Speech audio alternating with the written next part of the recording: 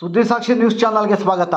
ಗೌರಿಬಿದನೂರಿನ ಡಿಪಾಳ್ಯ ಗ್ರಾಮದ ಬಸ್ ನಿಲ್ದಾಣದ ಸಮೀಪವಿರುವ ದಿನಸಿ ಅಂಗಡಿಯೊಂದರಲ್ಲಿ ಆಕಸ್ಮಿಕ ಬೆಂಕಿ ಅಪಘಾತ ಸಂಭವಿಸಿ ಅಂಗಡಿ ಸಂಪೂರ್ಣವಾಗಿ ಬೆಂಕಿಗೆ ಆಹುತಿಯಾಗಿ ಅಂಗಡಿ ಮಾಲೀಕರಿಗೆ ಲಕ್ಷಾಂತರ ರೂಪಾಯಿಗಳ ನಷ್ಟ ಸಂಭವಿಸಿರುವ ಘಟನೆ ಜರುಗಿದೆ.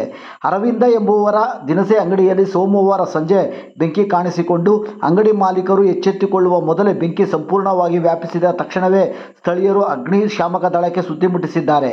ಅಗ್ನಿಶಾಮಕ ದಳ ಸಿಬ್ಬಂದಿಗಳು ಘಟನಾ ಸ್ಥಳಕ್ಕೆ ಧಾವಿಸಿ ಬರುವಷ್ಟರಲ್ಲಿ ಅಂಗಡಿ ಸಂಪೂರ್ಣವಾಗಿ ಸುಟ್ಟು ಭಸ್ಮವಾಗಿತ್ತು. ಸ್ಥಳಕ್ಕೆ ಬಂದ ಅಗ್ನಿಶಾಮಕ ದಳದ ಸಿಬ್ಬಂದಿಗಳು ಬೆಂಕಿಯನ್ನು ನಂದಿಸಿ ಬೇರೆ ಅಂಗಡಿಗಳಿಗೆ ಹಬ್ಬದಂತೆ ಬೆಂಕಿಯನ್ನು ನಂದಿಸಿದ್ದಾರೆ. ಇದರಿಂದಾಗಿ ಸಂಭವಿಸಬಹುದಾದ ಹೆಚ್ಚಿನ ನಷ್ಟವನ್ನು ತಪ್ಪಿಸಿದಂತಾಯಿತು ಎನ್ನುತ್ತಾರೆ ಸ್ಥಳೀಯರು.